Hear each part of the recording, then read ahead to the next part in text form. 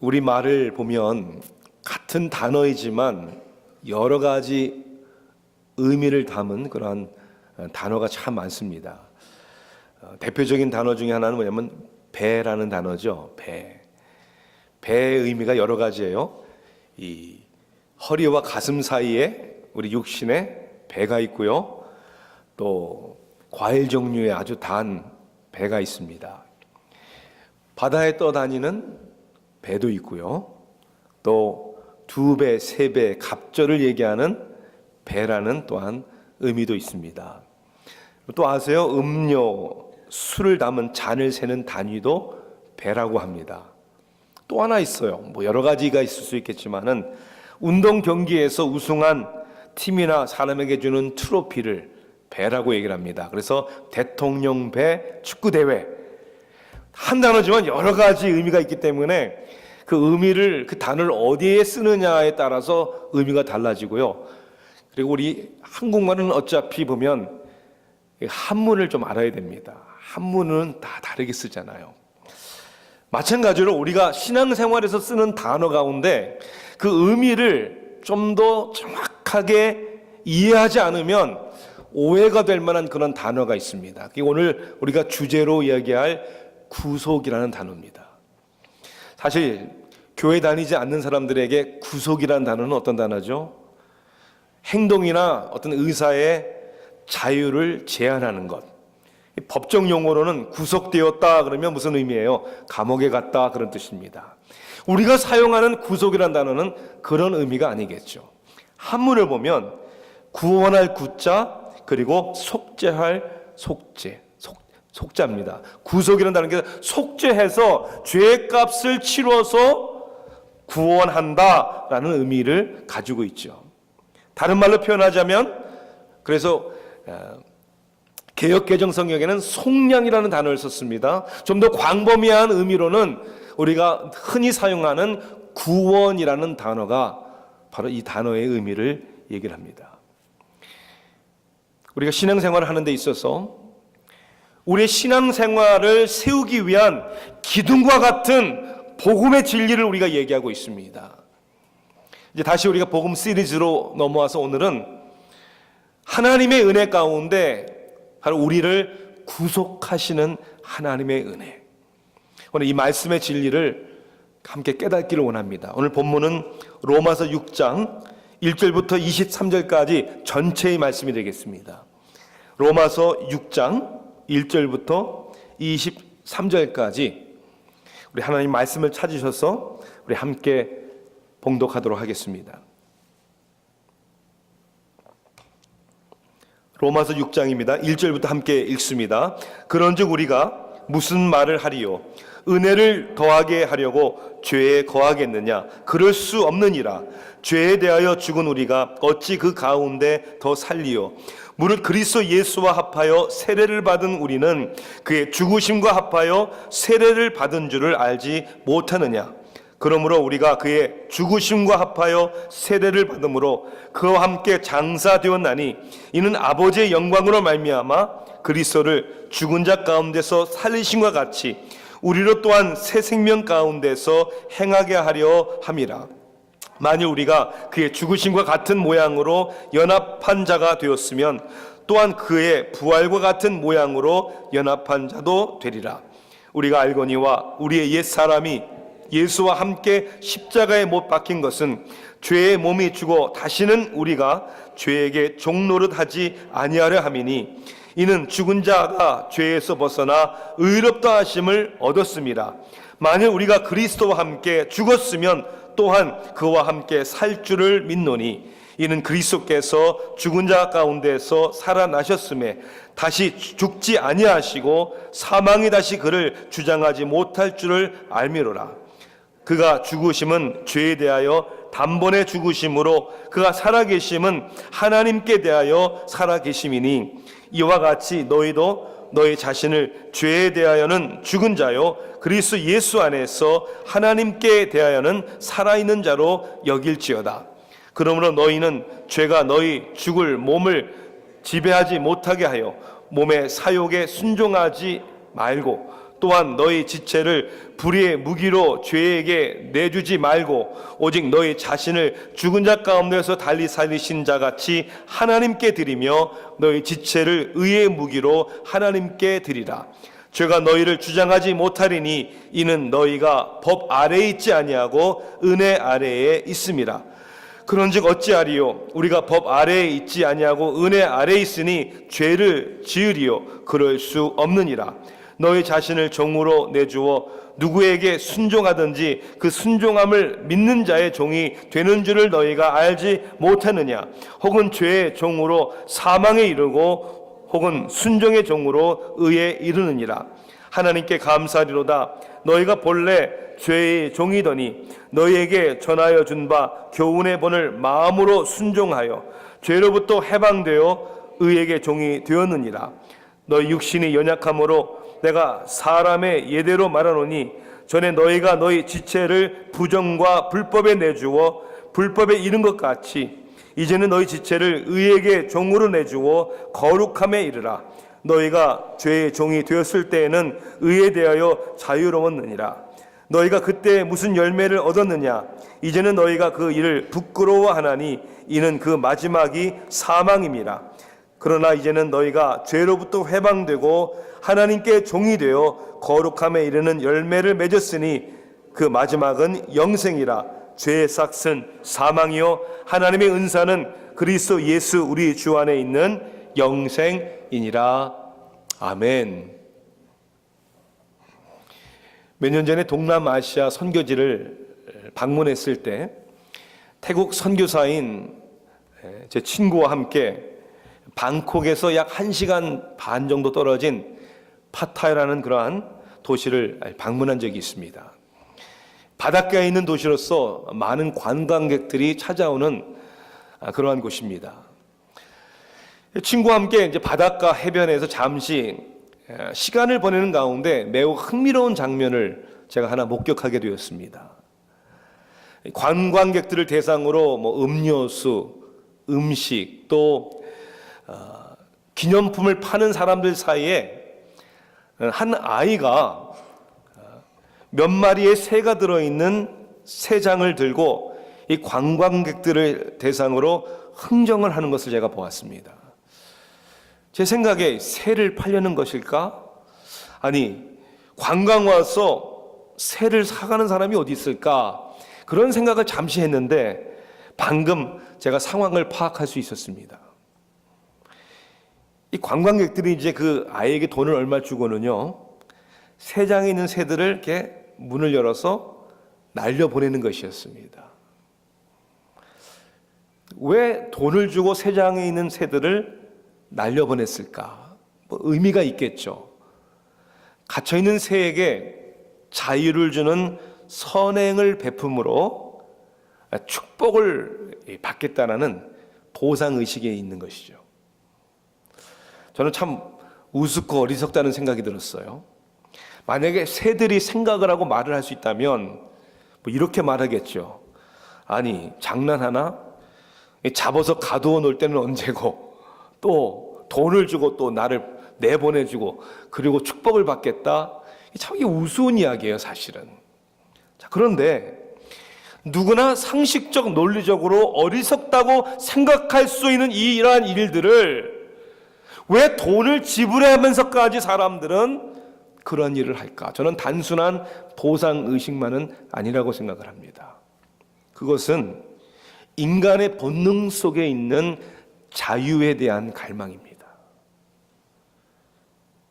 누구나 자유하기를 원하고 그 갈망은 사람이든 동물이든 갇혀있는 자들에게 같은 자유를 베풀기를 원하는 하나님이 주신 인간의 본능 속에 있는 자유에 대한 갈망 때문이라고 저는 분명히 믿습니다. 그래서 그 유명한 패트릭 헨리가 남긴 말을 여러분 기억하시죠? Give me liberty or death. 나에게 자유가 아니면 죽음을 달라. 왜냐하면 자유가 없다는 것은 마치 죽은 거와 마찬가지라고 생각하기 때문입니다. 여러분, 자유가 없는 삶을 여러분 상상해 볼 수 있습니까? 이 자유하자 하는 갈망은 하나님께서 우리에게 주신 것입니다. 그래서 우리는 표현의 자유를 우리는 가질 권리가 있습니다. 언론의 자유, 또한 헌법이 보장하는 제한을 받지 않고 모일 수 있는 freedom of assembly, 집회의 자유와 누구든지 어떤 단체든지 결성할 수 있는 결사의 자유가 우리에게 있는 것이죠. 행복을 추구할 수 있는 자유.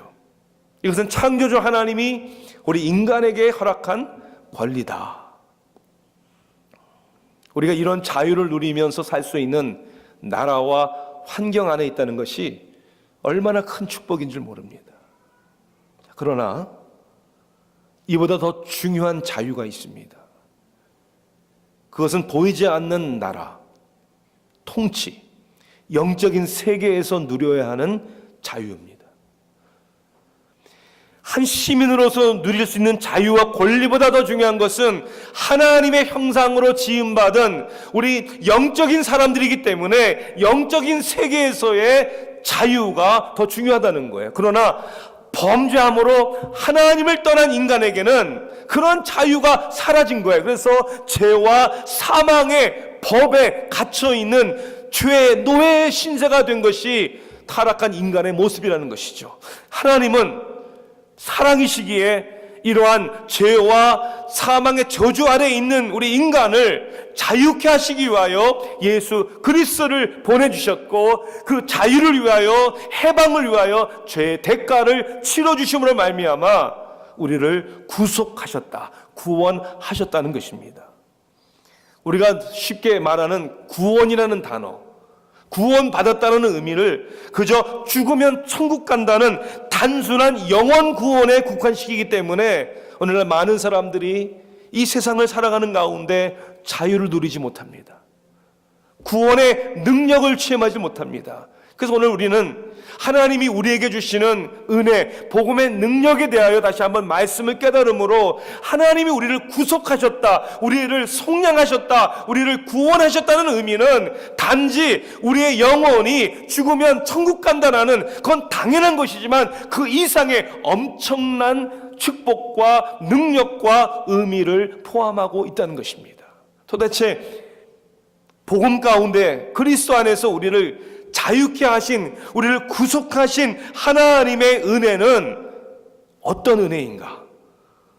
오늘 말씀을 보면 첫 번째는 저와 여러분을 구속하시는 은혜는 죄의 저주로부터 우리를 구속하신 하나님의 은혜라는 것입니다.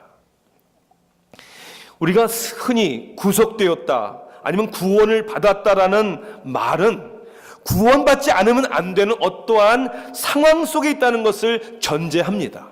그렇잖아요? 그래야 구원을 받은 것이죠. 무엇으로부터 구원을 받았냐는 것이죠.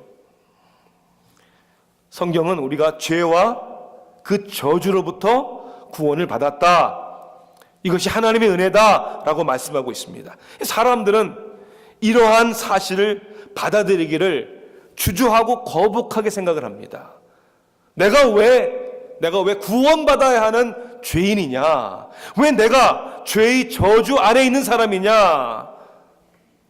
특히 성경이 얘기하는 아담 이후에 태어난 모든 인간, 모든 인류가 죄인이라고 선언하는 성경의 가르침을 받아들이기를, 동의하기를 거부합니다. 그러나 동의하든 안 하든, 인정하든 인정하지 않든 사실은 사실입니다. 그리고 또 우리는 얼마나 이것이 가능한가를 설명할 수 있습니다. 예를 들어 볼까요? 우리 모두에게는 부모의 피를 받은 유전적인 병이 있습니다. 여러분 그렇죠? 그래서 의사에게 가면 우리 가족의 히스토리를 다 물어봅니다. 부모님들은 어떻게 돌아가셨습니까? 집안 안에 무슨 병이 있습니까? 왜? 부모의 피로부터 받은 유전적인 병이 있기 때문이에요. 나의 의지와 선택과 상관없는 우리에게 주어진 것입니다. 또한 북한에서 태어나는 아이들은 자신의 의지와 선택과 상관없이 자유가 없습니다. 그 나라의 독재자의 통치 아래서 태어나면 그 안에서 자유와 권리를 빼앗긴 삶을 살 수밖에 없는 거예요. 그 독재자의 통치에서 벗어나지 않는 이상에는 그 주어진 상황과 환경 속에서 살아야 하는 것입니다. 우리는 육체적으로나 우리가 한 시민으로서도 나의 의지와 선택과 상관없는 상황 속에 놓여지는 것을 우리는 압니다. 영적으로도 마찬가지예요. 그래서 17절에 보니까 오늘 본문은 이렇게 얘기합니다. 너희가 본래 죄의 종이더니 그랬어요. 원래 우리는 죄의 종이었다. 그래서 죄의 저주 아래 있었다. 여러분, 이 사실을 우리가 인정해야 자유와 해방을 누리게 하시는 하나님의 은혜를 경험할 수 있는 것입니다. 마치 알코올 중독자가 치료받기 위해서는 먼저 인정해야 되잖아요. 네, 저는 알코올 중독자입니다. 저는 심각한 문제가 있습니다를 인정하고 받아들여야 그 다음에 여러분 치료하는 단계를 밟을 수가 있는 것이죠. 마찬가지로 내가 죄인이구나, 죄와 사망의 법 아래 내가 있구나, 죄의 저주 아래 내가 있구나 라는 사실을 깨닫고 인정할 때 그 하나님의 진리 앞에 이제 비로소 우리는 자유를 누리는, 해방을 누리는 이런 은혜를 경험하게 된다는 겁니다. 어떻게 하나님께서 우리를 죄의 저주로부터 우리를 구속하셨습니까? 그것은 먼저 그리스도께서 죄의 저주가 되심으로 우리를 대신하여 죄의 저주를 십자가에서 예수님이 대신 받으신 것입니다. 갈라디아서 3장 13절은 그래서 우리에게 이렇게 말씀합니다. 그리스도께서 우리를 위하여 저주를 받은 바 되사 율법의 저주에서 우리를 속량하셨으니 기록된 바 나무에 달린 자마다 저주 아래 있는 자라 하였음이라. 구약에 약속된 말씀을 인용을 하면서 나무에 달리신, 십자가에 달리신 주님이 우리를 대신하여 죄의 대가인 저주를 받으셨다는 거예요. 그분이 대신 저주를 받으셔서 우리를 그 저주에서 구원해 주셨다, 속량해 주셨다라고 성경은 말씀하고 있는 것입니다. 죄의 저주가 되심으로, 또한 죄의 대가를 예수님은 지불하심으로 우리를 죄의 저주에서 구속하셨다. 오늘 로마서 6장을 보면 계속 반복되어서 표현되는 단어들이 있습니다. 그 단어가 뭐냐면 그의 죽으심이란 단어예요. 4절에도 나오고요, 5절에도 나오고 또한 10절에도 나옵니다. 그가 죽으심은, 여기서 그는 누구를 얘기합니까? 예수 그리스도입니다. 왜 예수 그리스도의 죽으심을 성경은 거듭해서 반복해서 말씀하는 것입니까? 그분이 우리를 대신해서 저주를 받았고 우리를 대신해서 그 죄의 대가를 지불하셨다는 의미입니다. 예수님께서 마지막 십자가에서 운명하시기 전에 하신 말씀은 테텔레스타이라는 뜻이죠. 다 이루었다. 그 말의 의미는 다 지불했다라는 뜻이요. 죽음을 통하여 내가 모든 죄의 값을 내가 지불했다. A.H. 스트롱이라는 신학자는 그래서 하나님의 속성에 대해서 이렇게 얘기를 합니다.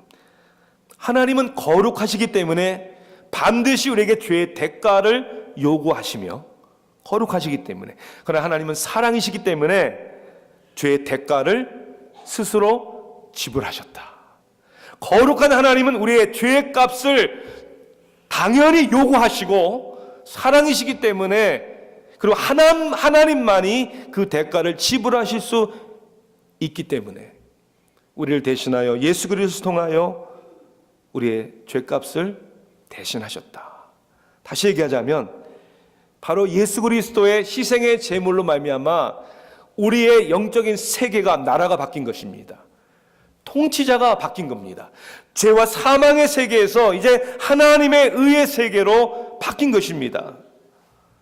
더 이상 죄의 사망의 저주 아래 있지 아니하고 우리를 사랑하시고 그러게 우리를 위해 자신을 내어주신 그리스도의 통치와 그리고 하나님 나라의 시민이 된 것입니다. 이 엄청난 죄의 저주로부터 구속받아 하나님 나라의 자녀가 된 이 축복, 이것이 우리를 구원하시는, 구속하시는 하나님의 은혜라는 것입니다. 일찍이 부모를 여인 고아가 가족이라고는 나이 드신 할머님밖에 한 분밖에 없는데 함께 살았습니다. 어느 날 그 집에 불이 났습니다. 2층에서 자고 있는 손자를 구하기 위하여 할머님이 올라가다가 할머님은 그만 그 자리에서 사망을 하게 되었어요. 소리치는 아이를 동네 사람들이 와서 발을 동동 구르면서 어떡하지 하는데 아무도 구하기 위해 뛰어들어가는 사람이 없습니다. 그러다 좀 그 마을에 오는 한 신사가 그 불구덩이 속으로 뛰어들어갑니다. 계단이 다 무너져 내렸어요. 그래서 물 연결한 파이프를 타고 올라갑니다. 불에 달구어진 파이프 잡을 때마다 손이 디는 거예요. 2층에 올라가서 아이를 껴안고 목에 이렇게 매게 하고 또 파이프를 타고 내려옵니다. 그러면서 손은 다 뒤어서 화상을 크게 입었어요. 이제 얼마 시간이 안 되어서 이제 동네 사람들은 이제 할머니도 돌아가신 이 아이를 어떻게 해야 되나? 누가 이 아이를 키울 것인가? 온 동네 사람들이 다 모임에 나왔어요. 다 자기가 키우겠다고. 농장을 하는 사람도 내가 키우겠다. 그 동네 가장 돈이 많은 사람도 내가 가장 여건이 많으니까 내가 키우겠다. 그리고 다 자기들이 입양을 해서 키우겠다고 할 때 그 구해진 소년 아이는 계속 사람들이 모인 곳을 향해 이렇게 바라보고 있는 거예요. 그때 바로 이 아이를 구원한 그 신사가 나옵니다. 호주머니 집어넣었던 손을 빼더니 사람들 제가 이 아이를 키우겠습니다 하면서 손을 이렇게 벌립니다. 그 손은 그 아이를 구하기 위하여 2층에 올라가고 내려오다가 다치고 딘 손이었습니다. 그 손을 보는 순간 그 아이의 얼굴에는 큰 웃음이 가득 찹니다. 자기를 살려주기 위해서 그 고난을 당한 그 사람.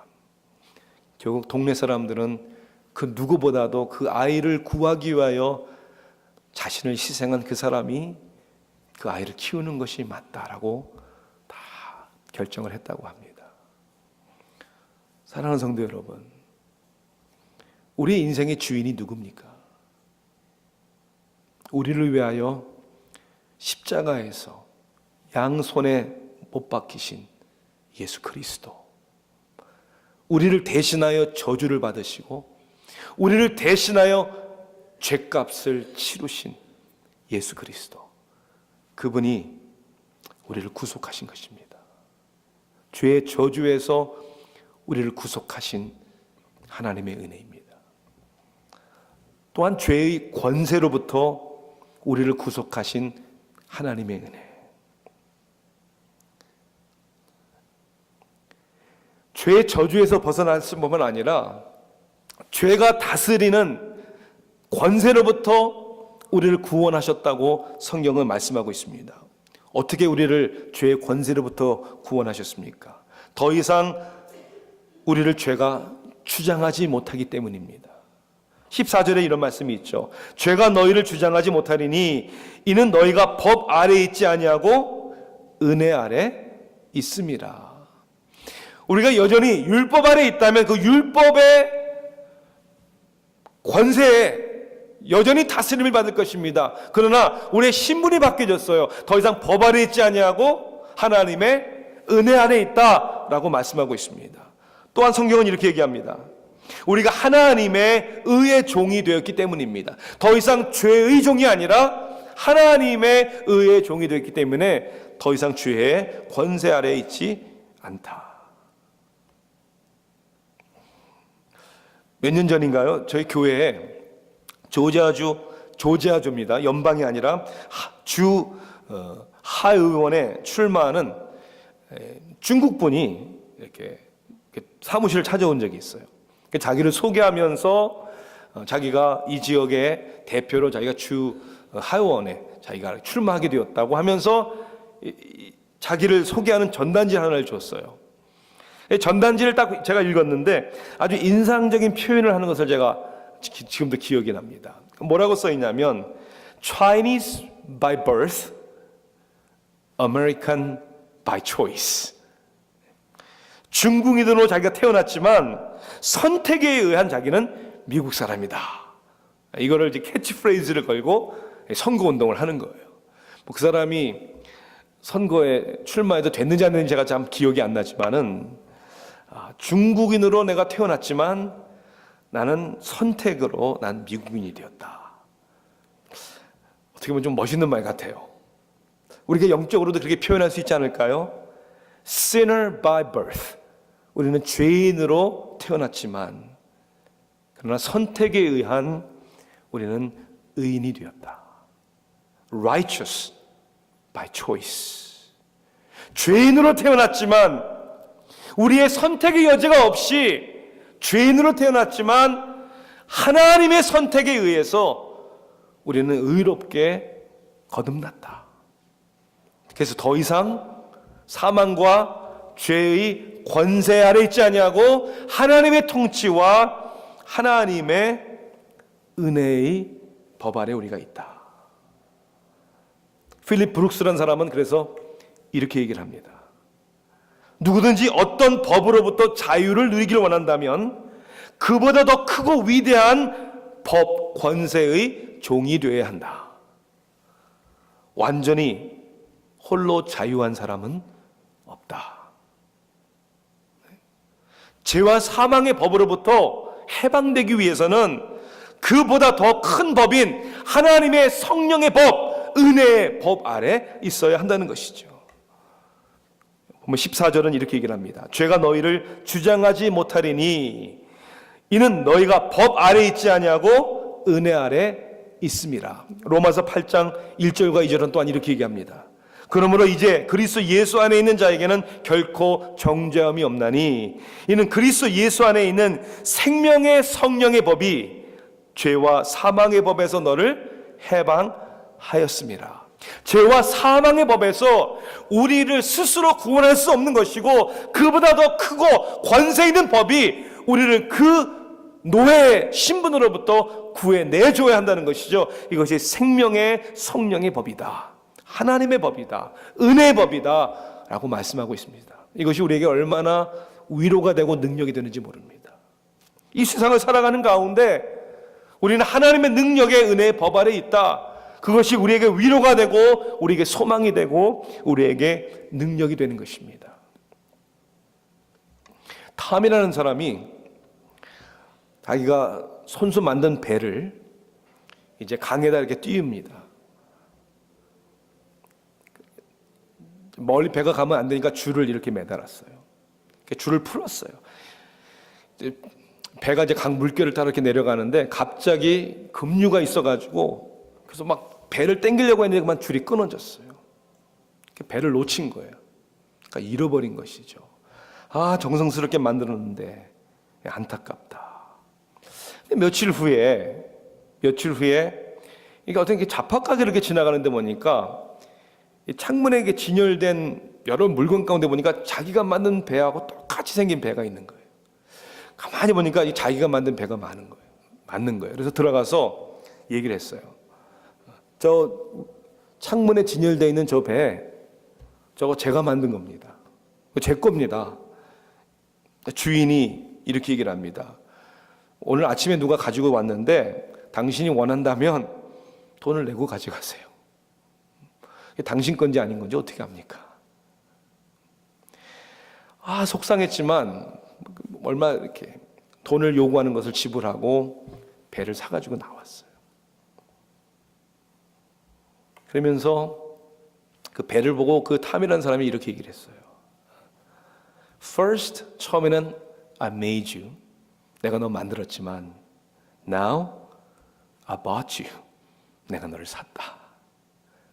내가 너를 처음에는 만들었지만 이제는 내가 너를 샀다.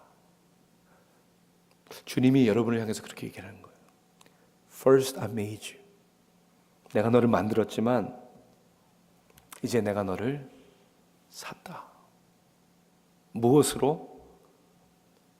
십자가의 자신이 죽기까지 복종함으로. 그래서 더 이상 우리가 죄악의 권세 있지 않는 하나님의 은혜 안에 있는 사람들이 되게 하기 위하여.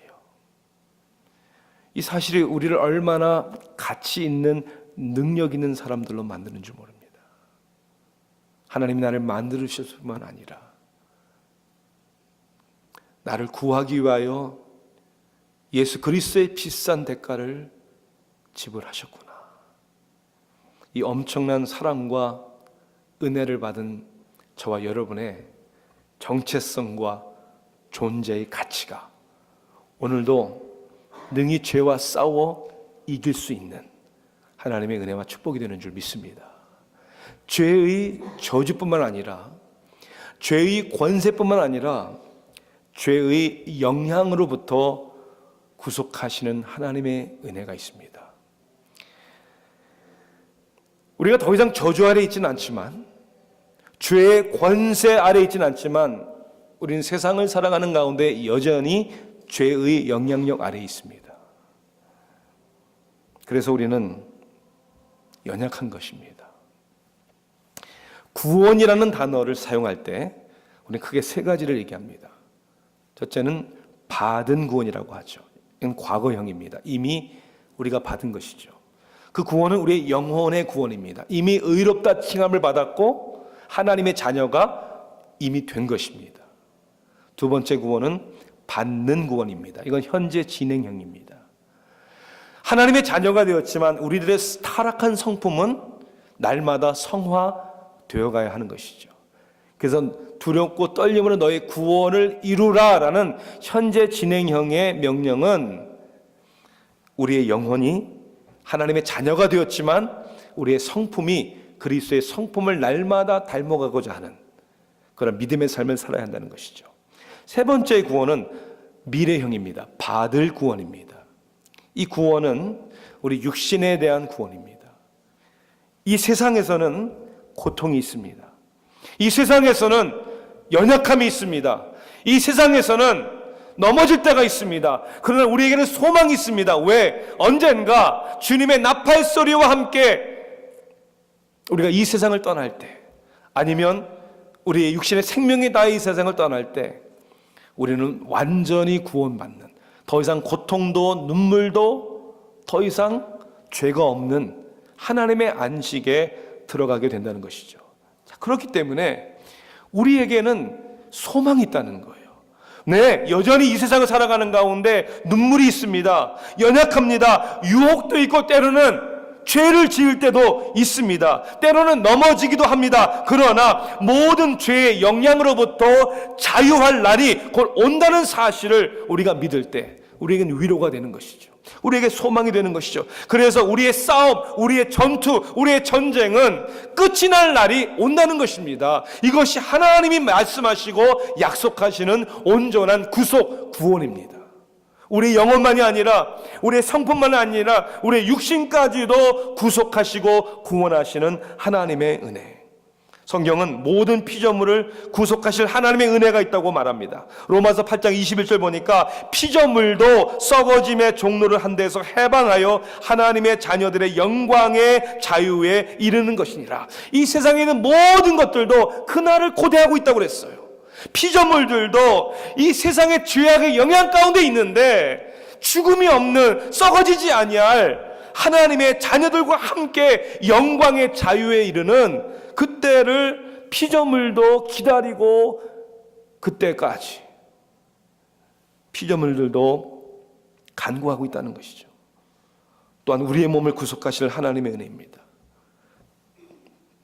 갈등이 끝나고, 연약함이 끝나고, 눈물이 끝나고, 전쟁이 끝날 그날, 어떤 의미에서 자유하지만 우리는 완전히 자유할 그날을 우리는 바라보고 살아가는 것이죠. 그것이 부활을 믿는 자의 소망입니다. 1824년 윌리엄 닙이라는 사람은 영국을 떠나 자메이카로 향해 갔습니다. 그가 가는 이유는 바로 몇 달 전에 24살의 나이로 자메이카에서 순교한 자기의 형의 선교의 일을 자기가 이어받아서 계속 감당하기 위해서 가는 것이었습니다. 그들의 선교 사역은 그 당시 사탕수수 농장에서 일하는 노예들, 그의 가족들을 섬기는 것이었습니다. 학교를 세워서요, 저녁 시간이 되면 노예들과 특히 노예들의 자녀들을 성경을 가리키고 글 읽는 걸 가리키는, 그에게 복음을 전했습니다. 그들의 영혼의 간절함 때문인지 교회와 학교는 날마다 부흥이 됐습니다. 매일 저녁마다 가장 매운 노예들, 노예 자녀들, 주일 예배 때마다 예배실은 터지고, 그리고 자메이카 온 지역에 복음이 산불처럼 확산이 되었습니다. 근데 그 가운데 농장 주인들은 이것을 너무나도 싫어했습니다. 그리고 교회를, 그리고 선교 사역을 핍박하기 시작을 했어요. 주일 예배는 제외하고는 저녁 시간에 교회 가는 것을 방해했습니다. 하지 못하게 했습니다. 계속 핍박되는 가운데 결국 윌리엄 닙, 그리고 그 외에 많은 선교사들이 투옥됐고, 교회 건물들은 폭동들에 의해 다 불에 타서 무너졌습니다. 이 농장 주인들이 가장 두려워했고 싫어했던 것이 무엇이냐면, 노예들이 이제 믿음 생활을 하면서 성경을 읽고 말씀을 듣고 깨달으면서 그 믿음으로 인하여 나오는 결과 때문이었습니다. 예를 들어서 갈라디아서 4장 7절 말씀에, 그러므로 네가 이후로는 종이 아니오 아들이니 아들이면 하나님으로 말미암아 유업을 받을지니라. 이런 복음의 말씀을 노예들이 들으면, 야, 우리가 하나님 앞에 자유한 사람이구나, 하나님의 자녀구나, 이런 영혼의 자유를 누리면 누릴수록 자신들의 노예 신분에서 우리도 언젠가 육체적인 노예에서 자유할 날이 있겠지, 이런 갈망과 믿음을 갖는 것을 농장 주인들이 싫어한 거죠. 얼마나 나쁜 사람들입니까? 그래서 핍박을 하고 선교사들을 감옥에 놓고, 감옥에서 나온 윌리엄 님은 영국으로 돌아옵니다. 그래서 영국에서 자메이카의 노예들을 해방하는 운동을 시작을 합니다. 교회들을 찾아다니면서 영국의 교회들이 힘을 모아 운동을 벌입니다. 그래서 결국 1838년 14년이 지난 8월 1일로 자메이카에 있는 사탕수수 농장에 있는 노예들은 이제 해방됩니다. 법을 제정하게 됩니다. 윌리엄 닙은 자메이카로 돌아옵니다. 그리고 바로 그 전날 1838년 7월 31일 10,000명이 넘는 성도들과 교회에서 하나님을 찬양하는 찬양을 부릅니다. 그리고 이제 자정이 되면, 시간이 자정을 딱 알리면 이제 더 이상 당신들은 노예가 아닙니다. 영적으로만 자유한 것만이 아니라 이제 육신적으로도 당신들은 노예가 아니고 자유인입니다를 선포하는, 여러분, 그 영광의 자리를 여러분 상상해 보시겠습니까? 그 영광의 자리, 그 기쁨의 자리, 영으로는 자유했지만 육신으로는 노예였던 사람들이 이제 자정 시간을 알리는 순간 더 이상 노예가 아니고 난 자유인입니다. 여러분, 그날이 우리에게도 온다는 거예요. 우리는 하나님의 자녀이지만, 자유인이지만 죄와 육신의 연약함 가운데 이 세상을 살아가고 있지 않습니까? 오늘날 하나님이 우리를 온전히 그리고 완전히 구속하실 날이 온다는 것이죠. 그날 우리가 주님 앞에 섰을 때 완전한 자유, 눈물도 고통도 더 이상 죄가 없는, 여러분, 그때를 향하여 우리는 달려가야 되는 것이죠. 이게 믿음의 경주죠. 그러면 이 세상을 살아가는 가운데 그저 우리는 이 세상 떠나면 천국 간다라는 그런 너무나 단순한 복음만이 아니라 그 이상으로 죄의 저주에서부터 나는 구속받은 자유인입니다.